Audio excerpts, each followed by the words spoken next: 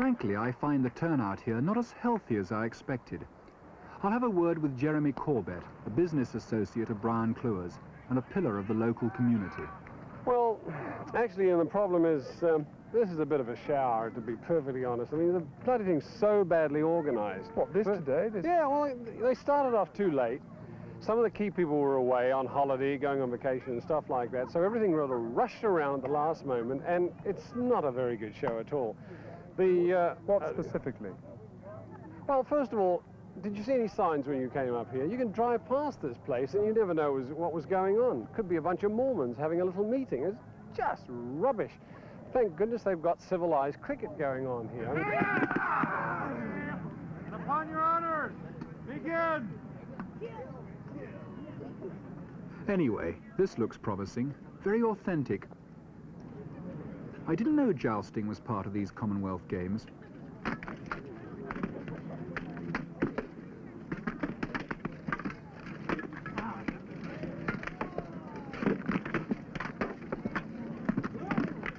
What's your club called? The Society for Creative Anachronism. What does that mean exactly? Well, we're a group that recreates the Middle Ages. We try to do it with as much authenticity as possible without all the blood and gore that was associated with that period of time. I know, and you're not in it. We're not only just here in California, we're also nationwide. We do have associate groups in Germany, France, England, Ireland, and Wales at this time. Are there any British fighting today in the melee? No, not today. We don't. All Americans? They're all Americans, they're all Californians. Back to where I'm in stealing! Back! Back!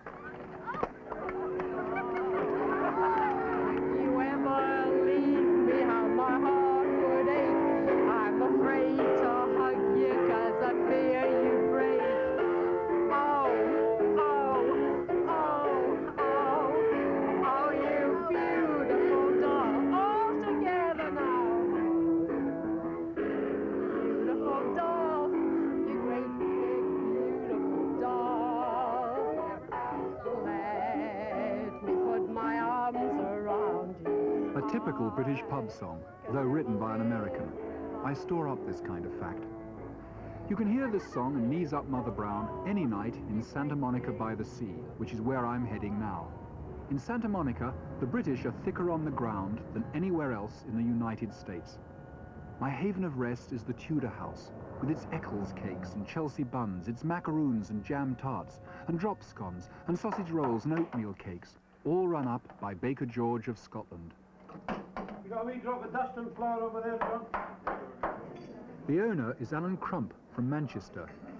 Alan, was it very hard to create this kind of tea shop? Not too hard, I suppose. Really, the thing is we tried hard. We tried hard to recreate what you missed in England. And my wife thought a lot about it. And the thing just grew, like we feel any tea shop grows. This just grew. We didn't have any special pattern. We just put a little bit here and a little bit there, and finally emerged what we think is our authentic English tea shop. It really is, right the way down to the piece and the lovely chiming clock, which is very English as well.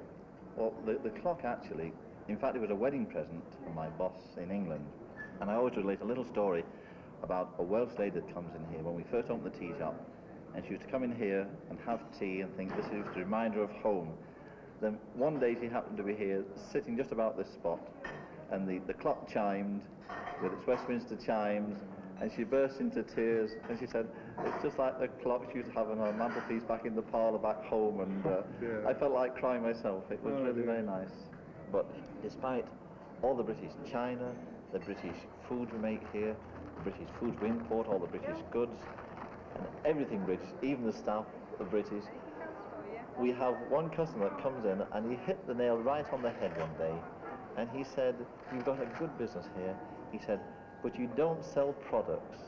He said, you sell nostalgia in Los Angeles.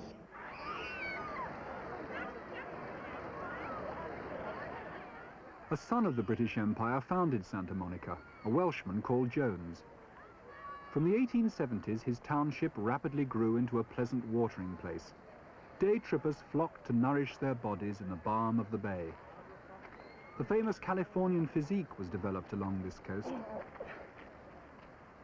Britishers who like its atmosphere include writer Christopher Isherwood and painter David Hockney. Another member of the artist colony frequently hunts this Muscle Beach in search of suitable models, oblivious to the activities of British fortnight. Roy Dean knows about exercise. As a youth in his native Britain, he was national hurdling champion. Then, after an Old Vic scholarship, he became a West End actor, taking time off to do BBC radio drama, including several Trollope serials.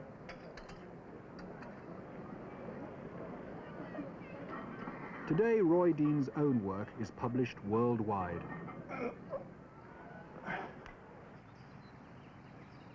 Good. More stomach.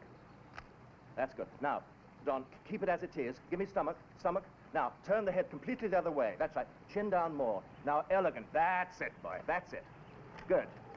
Hold it. I'm coming in for black and white. Good boy. That's right. Elegant. Keep that mouth closed. That's it. Stomach. Good boy. Chin down a little lower. That's it. Thank you. Good boy. Okay. Roy Dean on Broadway as Kent in King Lear. Roy left England for Broadway in 1954. Then he went on to Hollywood and a string of character roles. Between these movie chores, he pursued his love of the body, which has now become a full-time occupation. Let's go and work over there. There's the lights bad. Why don't you sit on this second step? That's it. Put your legs down, and now lean back a little bit more. That's it. Now, keep that look. Good boy. Okay, nice. Now reverse the legs. Reverse them. Put the other one up. That's right. Now turn the head the other way. That's right. Elegant. Hold it. That's it. That's it. Let's do a publicity shot now. Don, look at me and smile. Give me that big Indian smile. Come on. Come on, the big one. More. That's it. Thank you. Hold it. That's it. Thank you. Okay, relax. Roy Dean in The Merchant of Venice. I wonder if his Shakespearean background helps impose his models. No, I think my posing thing, my doing a classical Roy Dean picture is my sort of dance training before, my ballet training. I love working with ballet dancers because they have a line, they know how it fits. Don Bowman is very good. You just have to tell him point his toe and he immediately gets into the line. But my Shakespearean training just gets me on with the people, that's all.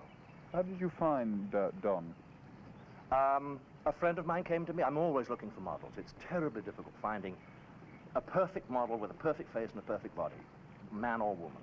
And so I'm constantly asking people, you know, please, do you know of anybody? Have you got anyone? And one day somebody came to me and said, I've got this model. I don't know whether you'd like him. He's a half Indian, but he's got a nice body.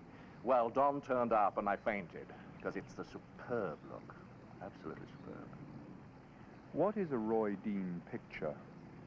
Well, a Roy Dean picture, like a Roy Dean book, is a combination of two things.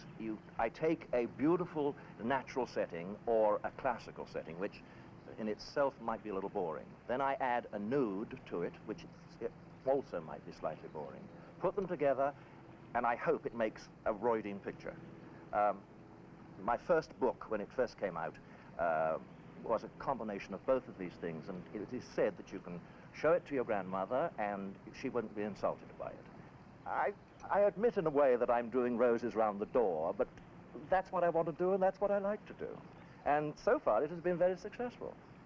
Roy, you're still British. Mm-hmm. Would you call LA your hometown?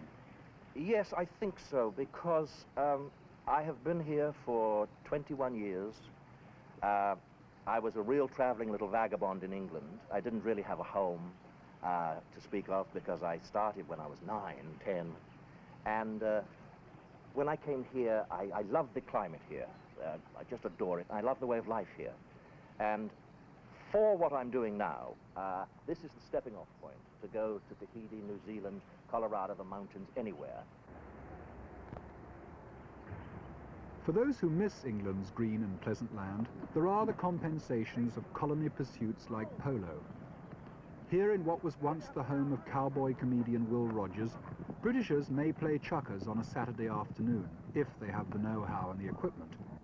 I'm allowed to come here and help with the horses,